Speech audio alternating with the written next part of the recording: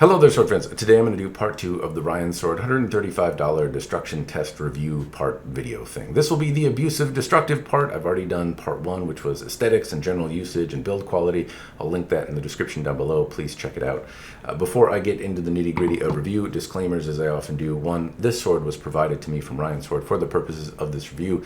The intent was to break it, review it, destroy it, but I didn't pay any money for it. So if it bothers you or you think I'm biased because I got it for free, now you know at the beginning.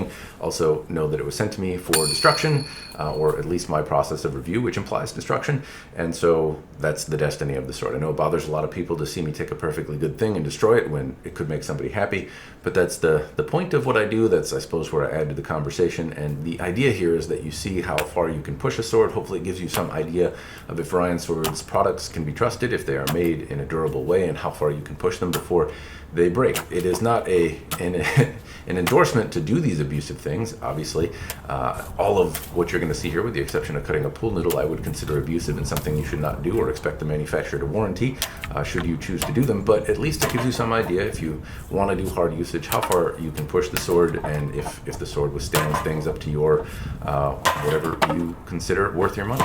But the idea is that less people break their swords, and so hopefully it's saving more swords from the garbage can by providing this. Anyway, also note a couple other things in this disclosure section. One, I'm not particularly competent with the sword. I have practiced with it, but I consider myself a novice in the grand scheme of things.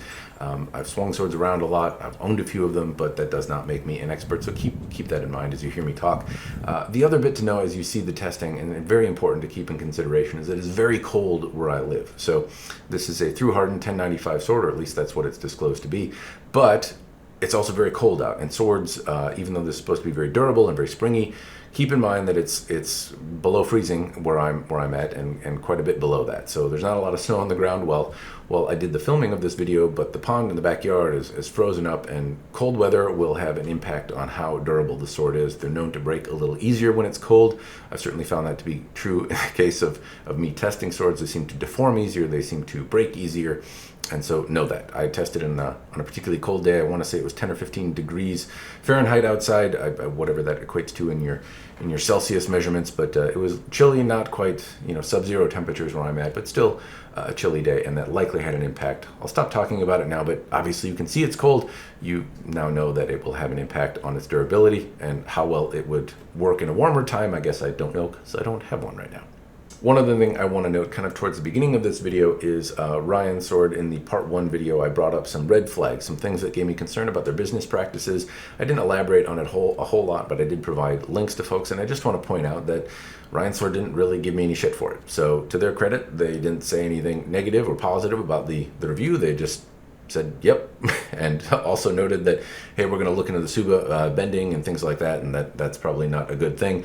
But also, they didn't give me crap for including any of that stuff, and said, hey, we're sending you another sword to review that's at a higher quality. I don't have it yet. I thought it was on the way. It turns out it was not, but supposedly that will be coming. It'll be a slightly more fancy-pantsy sword than $135. This was the basic one, and a schmancier one is coming, which I can compare and contrast. But anyway, I just thought I'd note that, while I do have some concerns, it's notable that they didn't really bitch about it. And it's to their credit that they would just say, hey, you brought up our dirty laundry, and we'll send you another one to review. So whatever you make of that, there you go. Now I'm going to move on with the rest of the review. Okie dokie, so in terms of things that I forgot to mention in part 1, there is a certificate of authenticity that comes with the sword. I do happen to like the certificate of authenticity. I don't think it really costs a lot of money to do, but it also can be meaningful to some people, whether or not you like it. It is worth noting that some of the measurements on it are not correct. So blade length, for example, wasn't correct, though it doesn't disclose if it measures from the kind of very tip to the habaki or below the habaki. In this case, it does not match the conventional method or the conventional measurement of Nagasa, which would be, just where the habaki starts, the Munmachi area.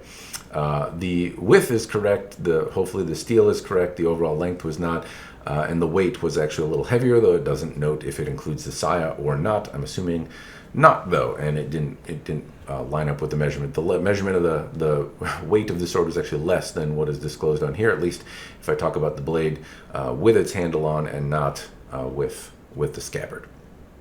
Okay, other notes. The tsuba, as I was using it, actually made an interesting ringing sound. It is obviously a little bent, and that was not cool. RyanSword did note that they were not particularly thrilled with the fact that the tsuba bent, and kind of apologized for picking it. But I don't think that's really the problem. Picking the tsuba, it's just that this one bends, and so it's probably not sufficient for usage.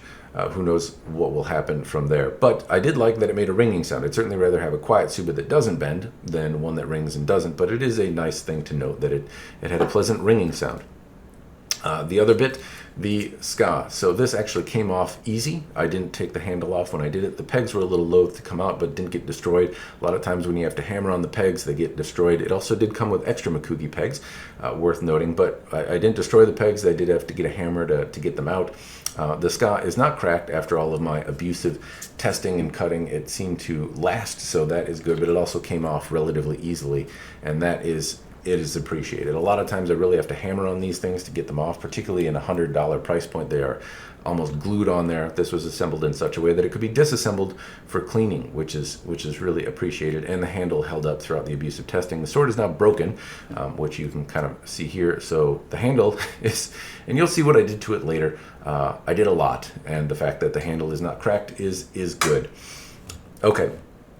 Other bit I want to note is the Nakago, because there is actually a lot of pleasantness here in the Nakago. I think it is an excellent Nakago for a sword in this price point and really beyond. A lot of times I see $1,000 swords or $500 swords that don't have any attention in the Nakago. Some was paid here, and it is appreciated. One, there's no thick burrs or anything. It's been sanded in such a way that I can hang on to it and that it doesn't kind of shred the inner ska when I put it on and off, and stuff doesn't come out. So that's nice. It hasn't been tampered really cleanly, but it doesn't contain any sharp burrs. There's a signature on here, which is, I think, reasonably well done. There's some, obviously it's done with a belt sander or something like that, but there's some attempt to keep the line straight and to doll it up a little bit, and all of that is appreciated. I have to be somewhat gingerly with the sword here because it is quite sharp, but there's a little bit of taper on the Nakago as well. It ends up thicker, it goes thinner, so that's nice. And on the other side here, I see RyanSword's etched in serial number, which does match what's on the certificate, and another bit of signature work here. All of that is appreciated. This is a very, very nice Nakago for the money. It's not a perfect Nakago. It's certainly got a long way to go before it kind of holds a candle to what it's trying to emulate. But for $135, this is more than acceptable. It's more than acceptable, well beyond the price point here. So I think the Nakago, having put any attention to detail, is good, but the clean signatures, the lack of burrs, the attempted file markings and all that is much appreciated. The hamachi and moonmachi are also even, so you can see that one isn't drastically lower. There's no goofy hooks or anything like that in here, and again, I like to see an attempt at making them even. So all of that kind of below the handle, things that you don't see, is good. And why is that important? A lot of people will never take their $135 sword apart, but to me, to see attention to details that people will never see here gives me some confidence that they put attention to details that I also can't see, like in the heat treatment and in the type of steel disclosed and all of that kind of stuff. So the other kind of things that you can't validate or that you might not see that go into the process of making a sword gives me some confidence that they're putting equal care in those things. Whether or not that's true, I guess I don't know, but that's one thing I like to see. Also, it's pretty. So there we go. Okay, so that's about all the stuff that I think I missed from part one that I would have liked to included. I'm going to move on to the abusive parts of the test. I've already told you that it's abusive. Please don't do it. This is not an endorsement to do the things that I'm doing here, with the exception of cutting a pool noodle. You can totally do that. But I'm cutting frozen water bottles, wood, whacking it into a metal stake. Those are not things that you should expect your sword to do well. So don't do them. And if you do them, don't expect the sword manufacturer to be happy about it. Okay, so anyway, that out of the way. Alright, sword friends, this is going to be part two of the destruction test of this RyanSword here. It's cold, I'm pressed for time, and well, I'm going to do a little quick test on a pool noodle because I don't think I ever did it, just to cut with it a little bit, practice a little bit more. And then I'm going to take it to some frozen jugs because I left some bottles outside for later cutting, and well, hell, it froze. Anyway, I'm going to hop to it, do a couple cuts on this, just make sure the blade is sharp, and then away we go.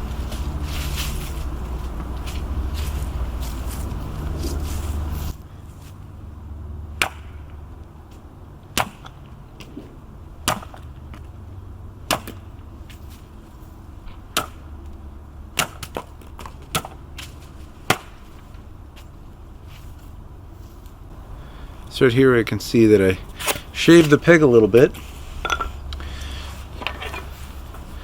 Really, it did a very exceptional job in terms of cutting. It was very easy to move, seemed to glide through and cut effectively on each one of the cuts.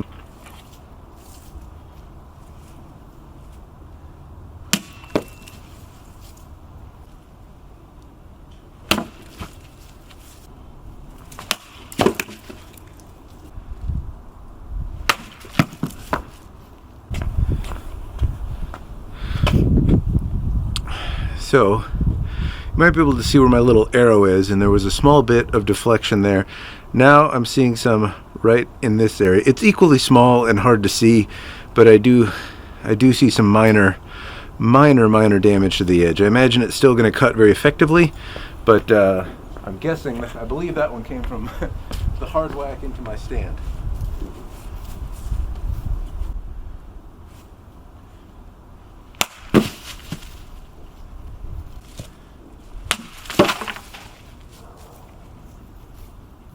Now, one thing I'm noticing, and I don't know if it's coming through, my cuts are all quite bad. I run into that ice and I feel it slip. I feel it kind of turn in my hand almost. So I'm guessing there's quite a bit of shock being absorbed by this blade right now, and I'm not seeing any indication that it isn't straight or that it's twisted in some way.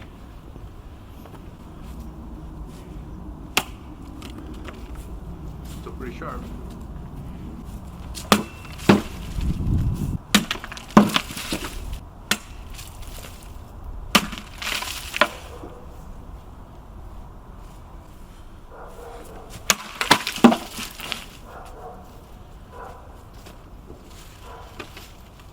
Now I've got some damage you can probably see. I believe this has come from the stand. In this whole Manouchi area, I can feel little imperfections. Overall though, I mean, it's not as though this is going to buff out, but it's not so significant that you couldn't still use this sword as a weapon, or if you're sensitive about that kind of stuff, sharpen this out. Looks like less than a millimeter of overall shenanigans.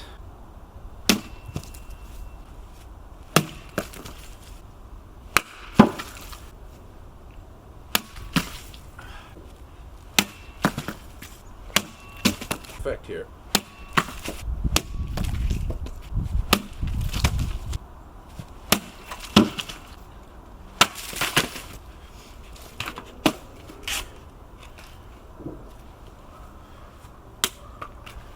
Alright, so if water bottle cutting isn't terribly impressive to you, I'm going to move on to more abusive things. What I'm going to do next is I'm going to split some wood because I'm also cold and want to start a fire.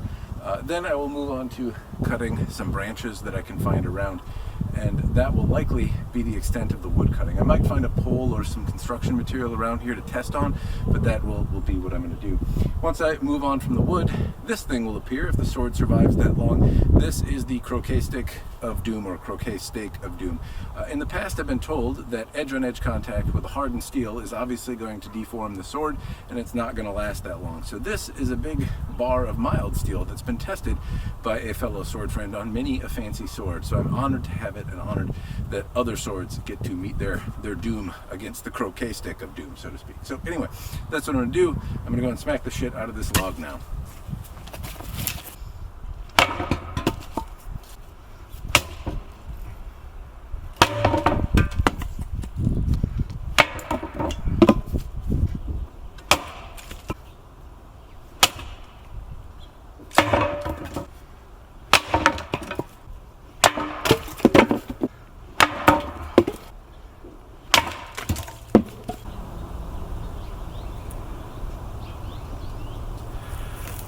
So,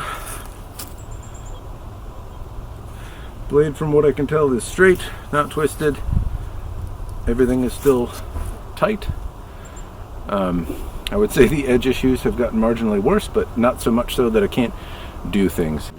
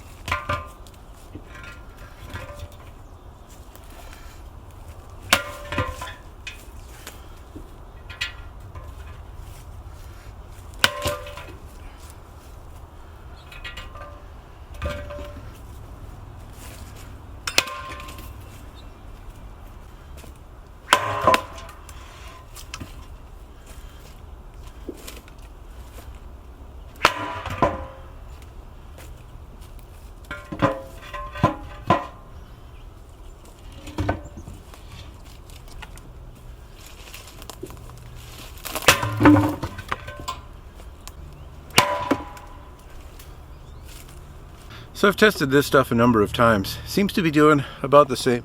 For a thin little blade, I kind of would have expected it to bend or something at this point, but it seems to be holding up.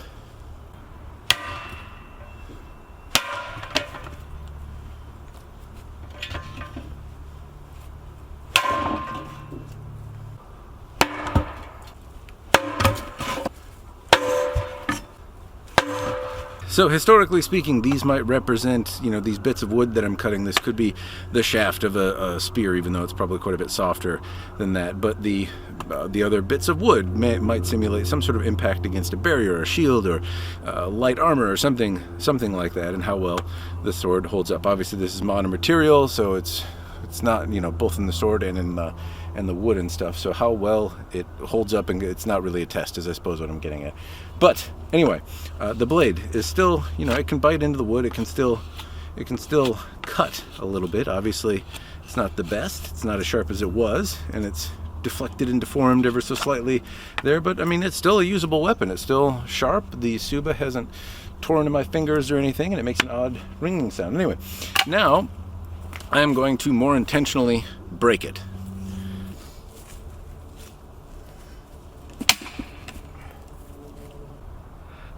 So I'm pretty sure this is where they met. And what we can see here in a mild steel stake, it has deformed relatively significantly.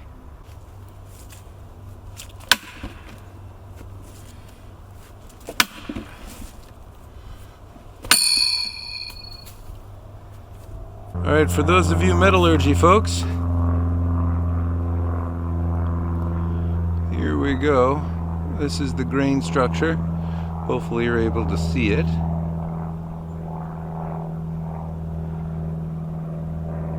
To the croquet stake, the mild steel stake here, and it cut in 1 millimeter or so, it looks like. See if I can get a better angle here.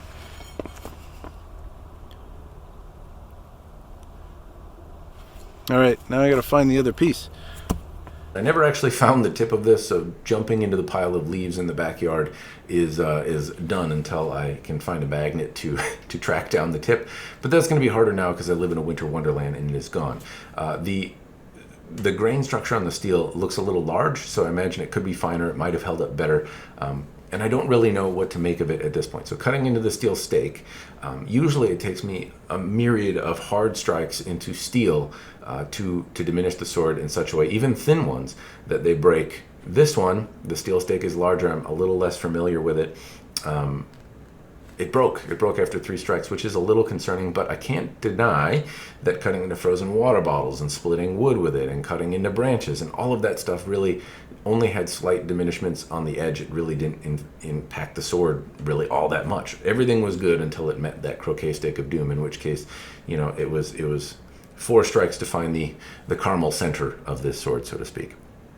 So it did not hold up particularly well there, but I have to admit that I was really impressed that it stayed straight and that the edge, while it was diminishing and degrading and had some problems, it's also very thin, and that's to be expected when you're chopping into ice blocks and chopping into logs and things like that. So I think it held up remarkably well up until that point, in which case it failed pretty spectacularly. So I suppose I need to do a couple more destructive tests with that to really gauge my opinion on what to expect from the croquet stake of doom. That said, this sword does have some impressive things. I liked that the Nakago was done. I liked that it cut into pool noodles. I like that with a diminished edge, it still continued to cut into pool noodles better than many other swords have with a keen, fresh edge. I like the overall shape. I like that it was dynamic and little and nimble. I like the feature set. I thought the sword actually overall was pretty good. So do I think it's worth it or not? Well, obviously I've noted that the tsuba bent, and that's not good, and the kurigata came off, and those would be downsides to me. That said, if those are isolated incidents, then again my opinion holds, and honestly I would say more so yes than before. These things are not great, though they offer different choices in terms of saya and in terms of tsuba, and you could probably find a combination that would be a better fit for tsuba, and hopefully the kurigata coming off is an isolated incident. Those were talked about in part 1, incidentally. The The sword, though, I think held up actually pretty well. And my unfamiliarity with the croquet stake and the fact that it's cold, well, just can't deny that it went through a bunch of frozen water bottle ice bricks and split logs and all of that kind of stuff and was whacked against the flats. And I think it held up pretty well for sword in this price point. And so I would say yes, it's leaning more towards yes. I'm still discouraged by the tsuba bending and the kurigata, coming loose, and also that it broke pretty easily on the middle stake. But I still think for $135, you have to temper your expectations. And this is overall, I thought, proved to be a pretty, reliable blade and doing pretty abusive things. And two, it was light and nimble and not overbuilt. It was a fun thing. The cleanliness and Zenkago, the consistency of the lines, the sharpness, how well it bit into pool noodles, I thought it was overall a pretty good sword. So yes, I think so. I also do want to point out one thing, if it's not clear already. In the first part of the review, I pointed out some of RyanSword's dirty laundry. I brought up some of the red flags, and I didn't talk a lot about them, but I did put links to the people that did talk about them in the description of the video. And it's been a month since that's been up, and RyanSword didn't give me any shit for doing it. There was no, would you take that? There was nothing. It's basically what you'd expect. I put a review up. They seem happy with it, so much so that they said they're sending me another sword. That was kind of part of the deal, but they haven't taken that away. I guess I haven't gotten the sword yet, but they're still planning on sending me the sword after that video was made. So while RyanSword might have faltered in the past and may continue to do so in the future, the review and what I made, they didn't scoff at or give me any grief for bringing it up. So take that for what it is worth, and however it might impact your buying decisions. Anyway, those are my thoughts. I thought the sword did pretty well. Looking forward to reviewing the next one. That's all I've got. Thanks, RyanSword, for sending me the review sample to review, and thanks for watching. That's all I've got. Cheers.